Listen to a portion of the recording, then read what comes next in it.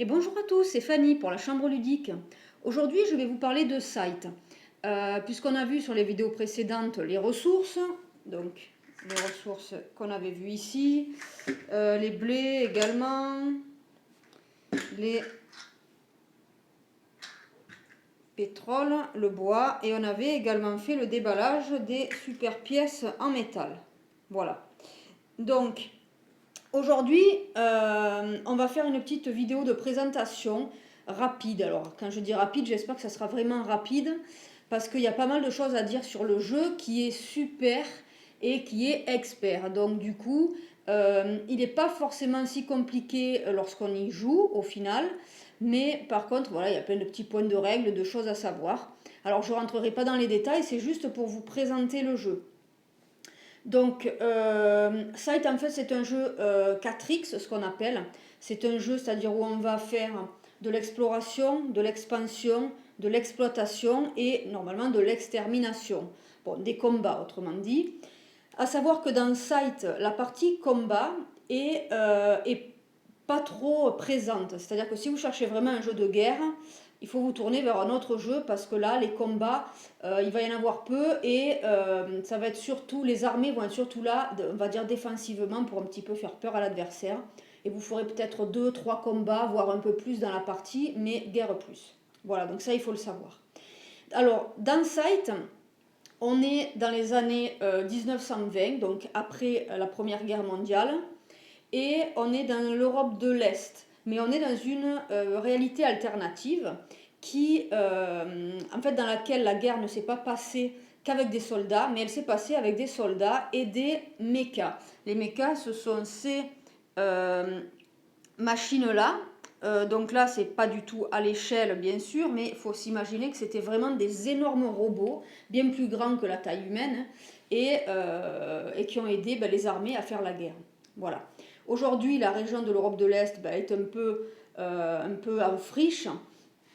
Et il va falloir, en fait, dans le jeu, incarner une faction et la mener à la gloire en essayant de développer au mieux sa faction pour être celle qui a gagné le plus d'argent à la fin de la partie.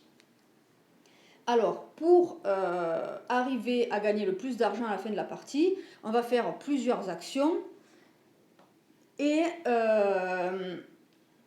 pour stopper la partie, il y aura une certaine condition.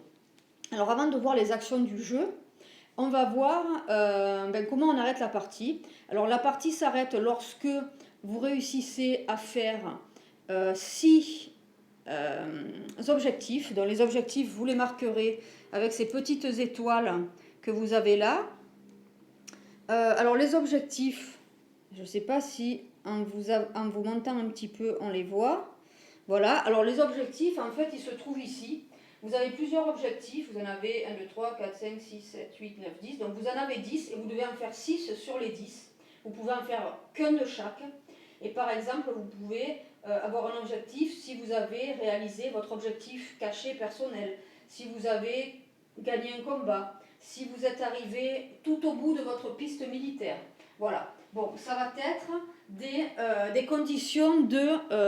alors, ce qui devait arriver arriva. Hein. Il y a la petite Minette qui n'est pas contente parce que je la laisse sur le côté et que je viens avec vous pour faire la vidéo. Alors, j'espère qu'elle ne va pas remonter. Donc, je disais qu'il vous faut réaliser 6 de ces objectifs pour mettre fin à la partie.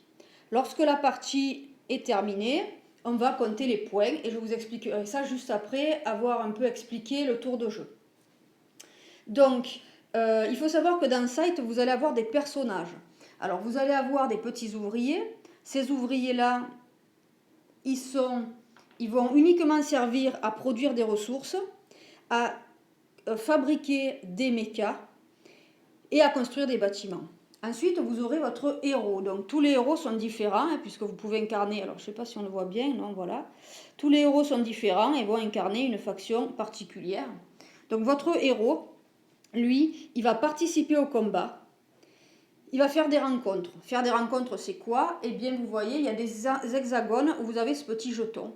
Quand votre héros arrivera là-dessus, vous viendrez piocher une carte rencontre. Alors, vous voyez, les illustrations sont très très jolies.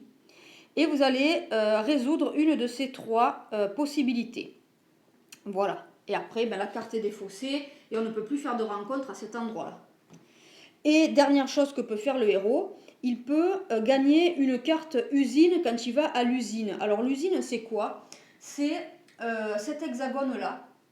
En fait, pendant la Grande Guerre, il y avait une énorme usine qui produisait ces fameux mechas qui étaient vraiment au centre de tout. Et donc le but aussi, c'est que notre héros puisse se rendre sur l'usine. Quand il se rend sur l'usine, qu'est-ce qui se passe? Eh bien, en fait, ici, il y a une pile de cartes et vous allez en récupérer une, donc sans montrer les autres joueurs, et vous allez en fait la rajouter à votre plateau de jeu. Alors là, vous ne voyez pas super bien.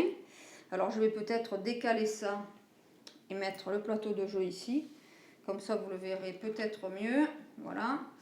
Et donc, vous rajouterez cette carte à côté. Ce qui fait que, alors on va descendre un peu, sinon vous n'allez pas voir grand-chose. Au lieu d'avoir 1, 2, 3, 4 actions possibles par tour, vous aurez 1, 2, 3, 4, 5 actions possibles par tour. Voilà à quoi va vous servir eh bien, d'envoyer votre héros à l'usine. Une fois qu'il y est allé, vous allez pouvoir y retourner, mais vous ne piocherez pas une nouvelle action à chaque fois. Voilà. Et il faut savoir que l'usine comptera triple sur les points de fin de partie. Donc c'est bien d'être dessus à la fin de la partie. Voilà. Donc on a vu le héros, on a vu les personnages, enfin les ouvriers. Et on va voir maintenant donc les mechas qui sont là, on l'a dit. Et les mechas, qu'est-ce qu'ils font? Ils vont aussi faire des combats et ils vont pouvoir amener des ouvriers avec eux. Pourquoi? Parce que les ouvriers, je ne vous l'ai pas encore dit, mais ils sont particuliers, c'est-à-dire qu'ils ne savent pas nager. Donc on voit ici qu'il y a une rivière. Et en fait, les ouvriers ne peuvent pas traverser tout seuls la rivière, ils ne savent pas nager. Donc pour pouvoir se déplacer, il va falloir qu'ils soient emmenés, donc autant que vous voulez, hein, il va falloir qu'ils soient emmenés par les mechas pour se déplacer à travers les rivières. Voilà. Donc voilà à quoi vont servir les mechas. Alors ce qu'il faut savoir, c'est que les seules personnes qui pourront faire des combats, c'est le héros et les mechas. Les ouvriers, ils ne font pas de combat. Voilà. Donc, les actions. Alors les actions, comme je vous l'ai dit, ça se passe sur ce plateau. Alors, on ne va pas forcément rentrer dans les détails, mais on va au moins voir un petit peu comment ça fonctionne. Eh bien, c'est très simple. Au début de votre tour, vous prenez ce pion et vous choisissez, hop, une action que vous voulez effectuer. À partir de là, vous avez une action principale ici, une action secondaire ici. Vous avez le choix de faire les deux, de n'en faire qu'une sur les deux ou de n'en faire aucune. Du coup, vous allez avoir les coups qui sont entourés en rouge et ce que vous gagnez, donc par exemple les gains qui sont en vert. Voilà, ici on le voit mieux. En rouge, on paye, en vert, on gagne. Alors, je ne vais pas rentrer en détail dans les actions, mais c'est pour vous montrer un peu. Donc ici, on va plutôt avoir une action de commerce. Ici, on va avoir une action d'amélioration. Lorsqu'on améliore, en fait, on va récupérer un de ces petits cubes, peu importe où, vous voyez, il y en a plusieurs, et on va aller le placer quelque part d'autre en bas. Qu'est-ce que ça fait? Ça fait qu'en haut, ça vous augmente les possibilités dans vos actions, et en bas, ça vous réduit les coûts pour faire les actions. Voilà à quoi servent vos améliorations. Ici, on va avoir plutôt pour gagner du militaire, augmenter votre puissance militaire, soit avec des cartes combat qu'on verra tout à l'heure, soit en augmentant sur votre piste. Et ici en bas, ça va être pour faire fabriquer aux ouvriers des mechas. Ici, ça va être pour vous déplacer, donc vous pourrez déplacer toutes vos unités. Il y a un déplacement maximum de 2, hein, mais vous pouvez déplacer ce que vous voulez, le héros, les ouvriers, les mechas. Et ici en bas, ça va être pour construire des monuments. Lorsqu'on construit des monuments, il y en a 1, 2, 3, 4. Ils vont nous octroyer certaines choses. Par exemple, quand vous construisez l'arsenal, lorsque vous ferez cette action, vous gagnerez 1 de militaire en plus. Lorsque vous construirez par exemple le moulin, ça vous permettra de récolter sur non pas 2 hexagones, mais 2 hexagones plus l'hexagone sur lequel se trouve votre moulin. Voilà. Et puis vous avez aussi la mine et le monument. Voilà. Donc, on était ici, donc le déplacement, la construction des bâtiments Ici, je viens de vous le dire, en fait, ça va être de produire. Donc vous allez produire des matières premières, celles que je vous ai montrées au début du jeu, sur les hexagones qui vont bien. Donc ici, vous voyez un hexagone avec un meeple, donc vous allez en fait recruter du monde en ville. Puis ici, par exemple, vous avez du fer, vous allez construire du fer. Ici, vous allez faire de la nourriture. Voilà, tout va dépendre des hexagones. Et ici en bas, vous allez enrôler. Enrôler, qu'est-ce que c'est? Vous allez prendre en fait une de ces 4 recrues que vous allez aller placer sur votre plateau de faction, sur un de ces 4 emplacements. Vous voyez les petits sigles d'enrôlement. Donc, admettons que je le mets ici, ben, je vais gagner immédiatement 2 points de puissance militaire. Si je le mets ici, je vais gagner dessous, et ainsi de suite. Une fois que c'est posé, vous voyez que j'ai libéré un espace, et en fait, à chaque fois qu'un adversaire fera cette action, donc pour le coup, c'est déployer un mecha. Si un adversaire déploie un mecha, moi, je vais gagner une pièce. Voilà à quoi va servir ces recrues. Donc ça, ce sont les différentes actions possibles. Et comme je vous l'ai dit, vous pouvez avoir des actions supplémentaires si vous avez réussi à aller à l'usine. Donc pareil, vous avez quelque chose à payer, quelque chose à gagner, et une action secondaire si vous souhaitez. Comme je vous ai dit, toujours soit faire celle du haut, soit celle du bas, soit les deux, soit aucune. Voilà, donc là, on a vu les différentes possibilités. Alors, ce qu'il faut savoir aussi, c'est qu'au début de la partie, on vous distribue 2 objectifs. Voilà, alors vous voyez vraiment les illustrations, hein, il faut vraiment s'arrêter dessus, elles sont magnifiques. Donc, vous allez avoir 2 objectifs et il vous faut en remplir un sur les 2 pour pouvoir mettre une étoile à l'endroit qui va bien en haut où je vous l'ai montré sur j'ai réalisé un objectif personnel. Voilà, donc ça il faut le garder en tête. Donc je pense que là on va pouvoir passer à la phase de combat avant de passer à comment on compte les points. Voilà, donc déjà sachez, je voulais vous les montrer, donc je vous ai montré ma faction, moi, voilà, c'est celle-là. Alors chaque faction va avoir un pouvoir asymétrique, donc moi j'avais Zera et Kar qui était la Crimée, il y a Olga et Shanga pour le Russe-Viet, il y a Bjorn et Mox pour le royaume nordique, vous avez Anna et Wojtek pour la République de Polonia, et vous avez Günther, Nak et Tag pour l'Empire de Saxonie. Voilà. Donc ça, ce sont les 5 factions initiales. Il faut savoir que vous pouvez en rajouter d'autres avec des extensions. Donc là, comme je vous ai dit, un pouvoir particulier pour chacun des peuples. Et vous avez également des pouvoirs asymétriques au niveau des mechas. Lorsque vous allez, en fait, vous voyez par exemple ici, vous avez vos mechas. Lorsque vous allez les déployer, vous allez choisir en fait lequel vous voulez déployer. Ça va juste vous ouvrir accès à une habileté. Alors, cette habileté plus un territoire par déplacement est la même pour toutes les factions. Après, pour le reste, ça va être des choses qui sont plutôt en lien avec la qualité en fait de votre faction. Voilà. Donc, autre chose que je n'ai pas dite, c'est que vous voyez, on va remonter un peu, voilà. Sur le plateau, vous voyez qu'il y a des hexagones ici qui sont roses. Ces hexagones, ce sont des tunnels. Ça veut dire que dès lors que vous allez vous trouver sur un tunnel, vous allez pouvoir vous déplacer sur n'importe quel autre des tunnels du plateau. Donc ça peut vous permettre de vous déplacer plus vite. Voilà. Donc oui, les combats. Les combats, ils vont avoir lieu uniquement quand vous allez vous déplacer et que vous allez atterrir sur une case adverse. C'est-à-dire que, admettons ici, il y aurait... Alors, je ne sais pas si on le voit, je n'ai peut-être pas assez monté. Voilà. Admettons qu'ici, il y a le héros de mon adversaire. Et moi, je suis, admettons, ici, peut-être avec même un mecha. Peut-être que j'avais un mecha ici. Donc, à ce moment-là, je fais mon déplacement. Je peux déplacer mon mecha et mon héros, donc de un déplacement.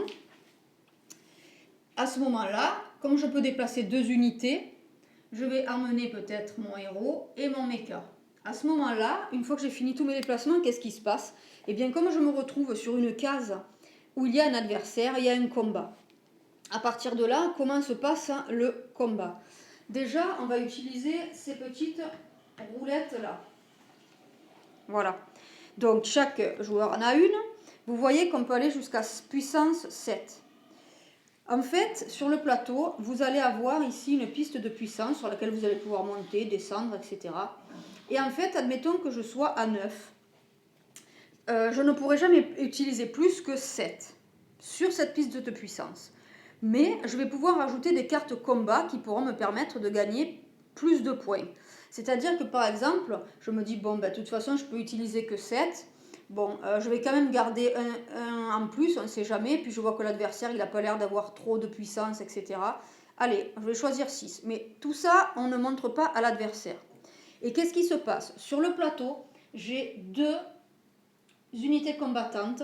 Donc, je vais pouvoir utiliser 2 cartes combat. Mon adversaire n'a que son héros. Donc, comme il y a une unité combattante, il pourra utiliser donc, la roulette plus une seule carte de combat. Donc, les cartes de combat, elles sont là. On va faire comme si je les avais déjà dans mon escarcelle. Bien sûr, on ne les montre pas à l'adversaire. Pourquoi? Parce qu'elles ont des valeurs, vous voyez, ici en haut. Donc, vous voyez, pareil, les illustrations sont assez remarquables. Voilà. Alors, je sais pas, c'est flou, non? Ouais, non. Voilà. Donc, ce que je vais faire, c'est puisque je peux en utiliser 2, ben moi, j'ai ces 2-là. Donc, je vais faire ça. Hop. Je vais faire ça. Et voilà. Et je le garde caché jusqu'à ce que mon adversaire révèle le sien. Et donc, moi, j'ai 6 points. Et 3 points, ça fait 9 points. 10, 11 points. J'ai 11 points. Si mon adversaire a moins de points que moi, je gagne.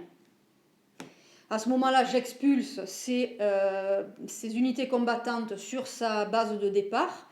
Et s'il y avait des ouvriers, malheureusement, les ouvriers, je les ai effrayés. Ils repartent sur leur base, mais en plus, je perds des points de popularité. On n'en a pas encore parlé, mais vous verrez que c'est très utile pour compter les points à la fin de partie. Donc, c'est pas bien, on a tapé les pauvres paysans, c'est pas joli. Donc, si il y a une égalité, c'est le défenseur qui gagne. Et bien sûr, ben, si j'ai plus que le défenseur, je gagne. Et ça peut me permettre donc de gagner un des objectifs en haut du plateau, qui est de gagner un combat. Voilà. Donc voilà comment marche un combat. Bien sûr, une fois qu'on a révélé ça, on va réduire d'autant, hop, sur la piste ici. J'ai enlevé mes 6 points. Voilà. Et on défausse les cartes combat. Et voilà comment se passe un combat. Alors, dernière chose, comment on marque les points? Alors, lorsque la partie se termine, donc lorsque quelqu'un a réussi à avoir ses 6 objectifs, on va compter des points pour plusieurs choses. Alors, je vais essayer de m'approcher pour que vous voyez mieux de quoi il s'agit. Voilà, on va aller là. Alors, désolé, on voit un peu le mobilier de la maison, mais bon, voilà.